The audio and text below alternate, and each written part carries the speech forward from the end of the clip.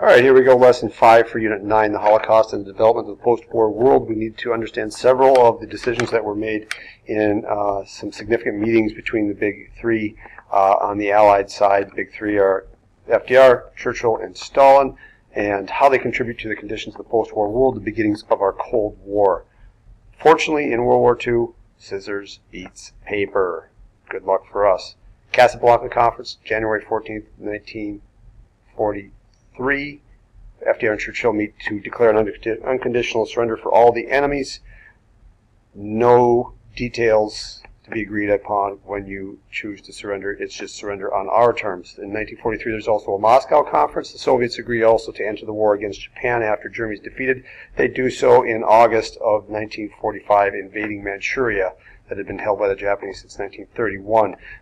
They also agree here to participate in the world organization known as the UN after the war is over. So Russia is basically in that setup before the war is done. Declaration of Cairo is also established in 1943, meeting in Cairo, Egypt. Chiang Kai-shek, nationalist leader in China, our major ally from the Asian side of the world, FDR and Winston Churchill meet, and they agree that, again, unconditional surrender is the terms for Japan, and territory that has been taken by Japan since 1937 from China shall be returned, and that Korea will be free and independent. Tehran Conference in 1943 happens, Tehran, Iran. The first big three meeting, all of them together, FDR, Stalin, and Churchill meet. Their terms of agreement there result in basically a determination of when the invasion of Western Europe is going to happen. In 1944 is finally the date, to the relief of Joseph Stalin, who is always of the mindset that these other two individuals are dragging the war out so that more Russians die and fewer Westerners. And he commits again and says again, I will enter the war against Japan when Germany is defeated. And that this coordinated effort will happen when D-Day happens in 1944 to pressure Germany from both sides. Disputes over the post-war world emerge almost immediately here, moving into 1945. Stalin is really insisting on the Soviet Union controlling Eastern Europe and dividing Germany in two. And this is what it's going to look like. This is East Germany, this is West Germany, Poland, Slovakia, Romania, Bulgaria, so on and so forth. And you can kind of understand when I show you some statistics of the war here a little bit later on why that is. There's a significant difference in death toll and destruction for Russia. They're just a bit paranoid, not only because of World War II, but previous years. Churchill, though, wants free governments in Eastern Europe and a strong Germany in the post-war. That weak, depressed, struggling Germany resulted in what we have in World War II. He wants them to be stable. They are kind of the stabilizing force in Europe, according to his viewpoint, and that there needs to be a balance of power in Europe, that not any one country like the Soviet Union should be too powerful. FDR in this particular meeting and the meetings that come up after it kind of is the mediator in between the two of them, who disagreed very much and tried to seek out some sort of common ground in these meetings to establish some sort of a post-war peace, and he really felt that he could be that mediator and get them to come to some sort of agreement. And that final and most probably important of two conferences is the Yalta Conference, in which the big three meet to discuss this post-war Europe. What is it really going to look like? February 1945, just a couple months before FDR dies. The Yalta Conference, Stalin agrees to enter the Pacific War again within 3 months, now getting more specific after the surrender of Germany, and that there will be a declaration of a liberated Europe with free elections throughout Europe. This will not happen, obviously, in Eastern Europe, but Stalin says he will agree to it. The Yalta Conference also is one in which there is, in the aftermath and 2020 vision, an interpretation that the Allies here, FDR, Churchill, maybe weren't hard enough, or FDR wasn't hard enough on Stalin and didn't gave in a little bit too much and allowed Mr. Stalin here, Joseph, to take too much. And this aftermath would be looking at communism spreading to Asia and China and so on and so forth later on. But the United Nations is part of this conference, and the United Nations would be established in its first meeting in the United States in 1945, April 1945. It'll have a Security Council with these 5 key nations in it. They are still the primary Security Council nations today. They're permanent members, and they are the ones that really decide on world matters and what to do when it comes to deterring conflict and putting sanctions up against other people and other countries for bad behavior.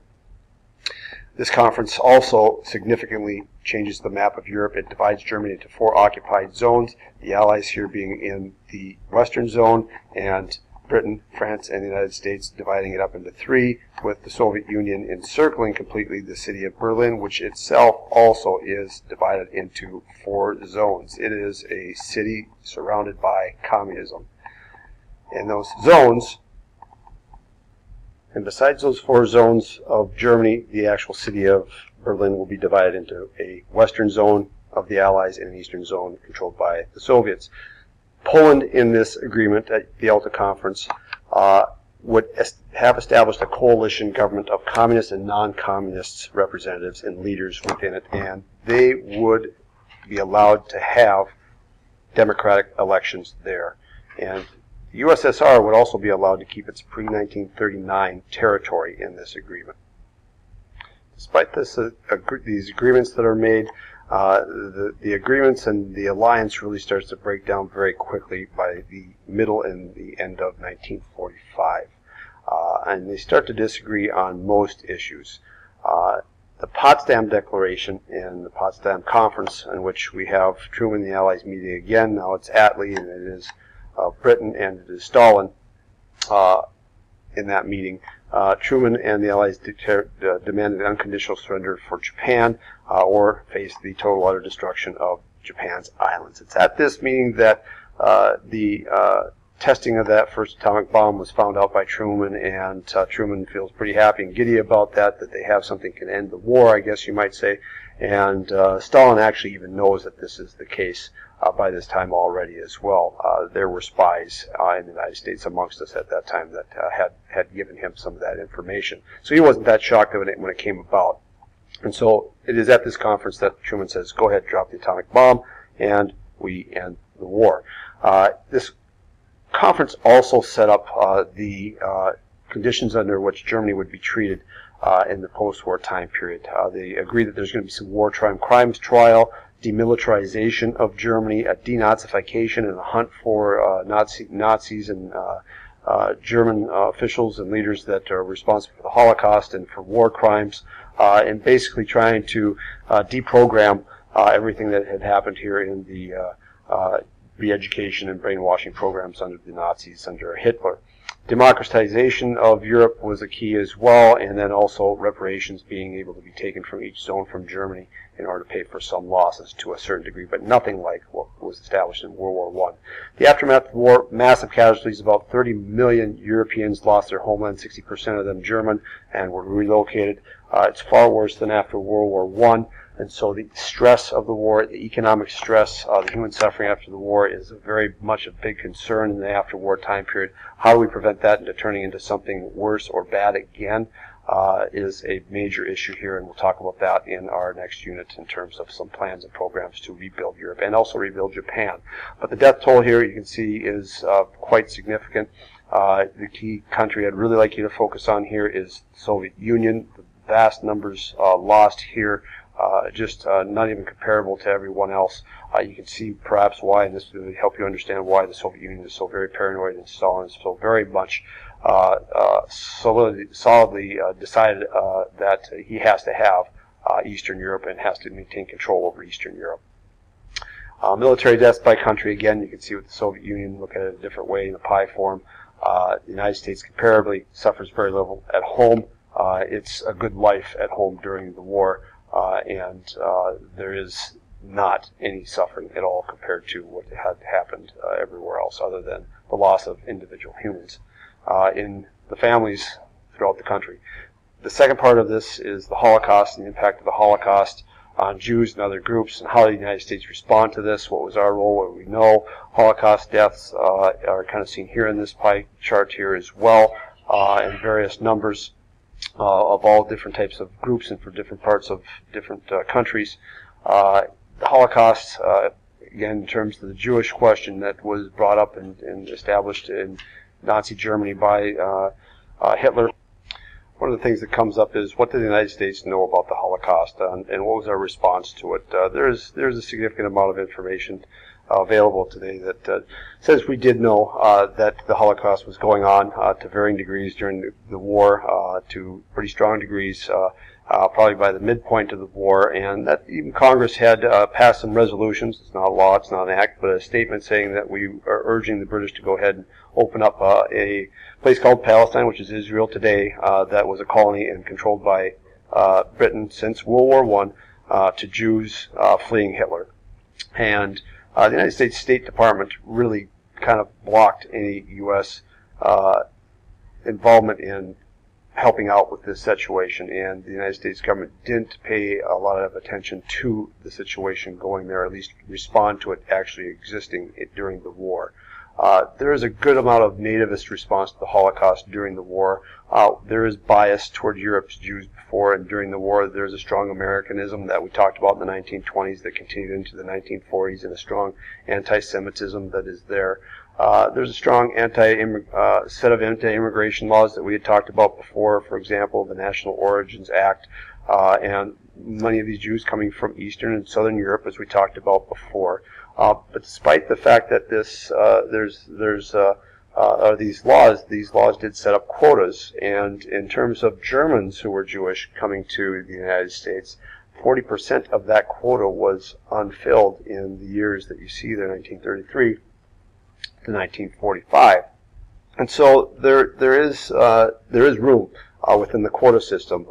As German Jews are trying to escape the United States, they're not really allowed in. And an example of that is the tragedy of the SS St. Louis, which was a ship that was loaded with Jews that was escaping and trying to get Jews to the United States. And when they arrived to the United States, and you can see that they're arriving here in the region of area of Miami and such, they're not allowed to dock. They're told to turn around and go back to Europe, basically, are forced actually after a time to go back to Europe, haven't been denied entry into any of the countries, the United States or other places there, seen here on the map.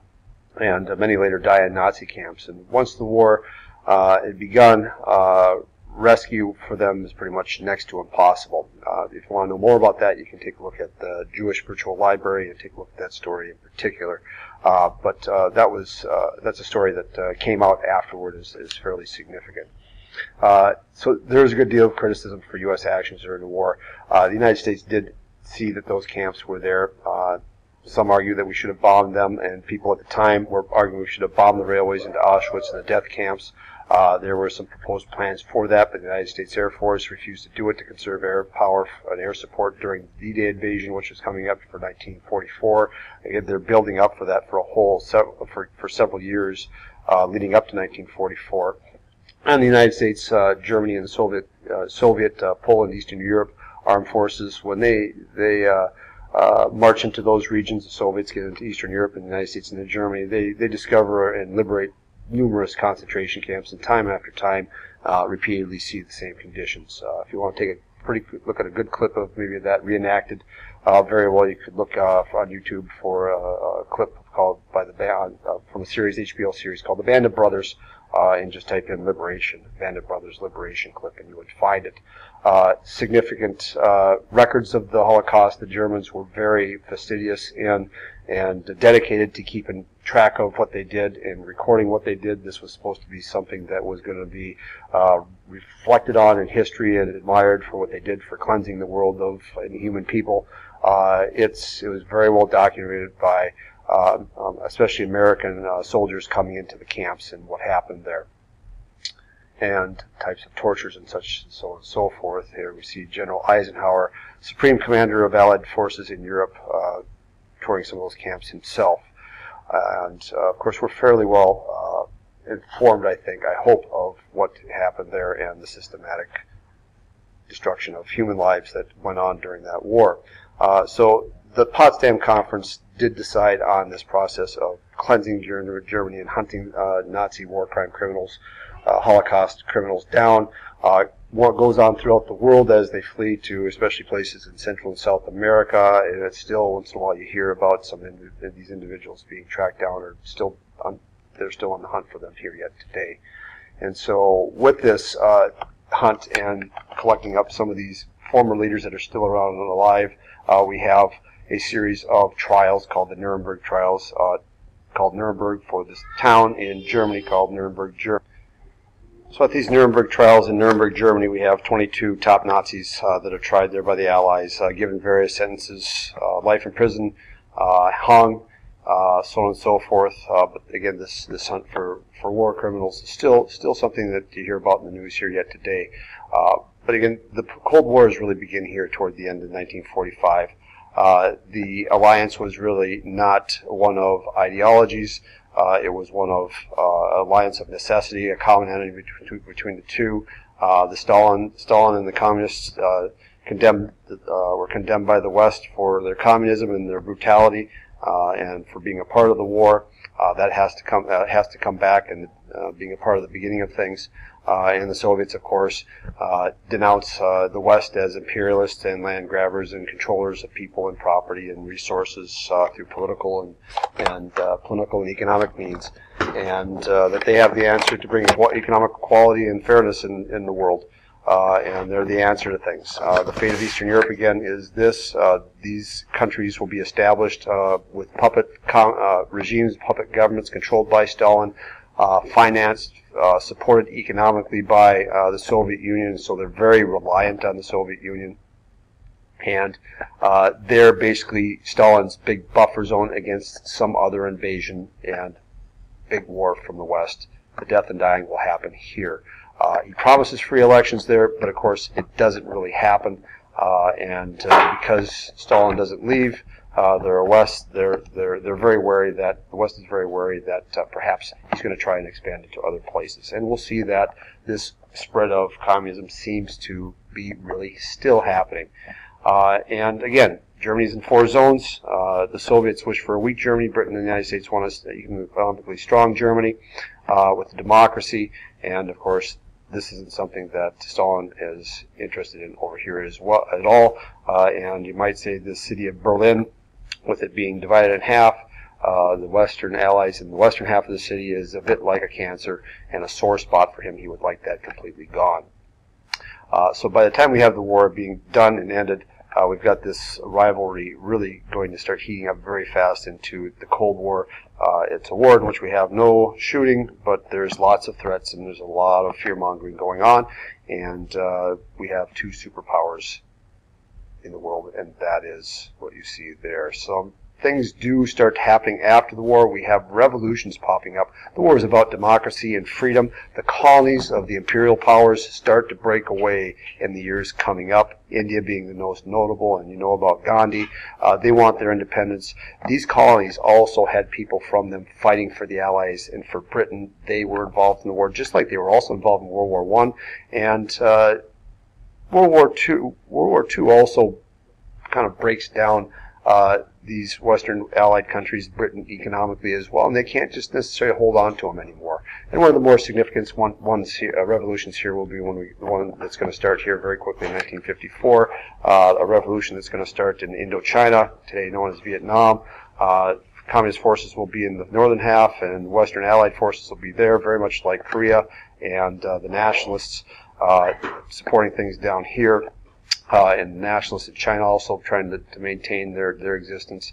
But later on, the nationalists are going to be eventually kicked out and driven into what is present-day Taiwan. But this is the beginnings of, and the roots are set here for our Vietnam War to fight against communism there. Lots of change in terms of technology, synthetic materials, rubber, the internet, we're going to see in the next unit, is a part of the Cold War coming up. But there's significant improvements in planes and radar changing the war.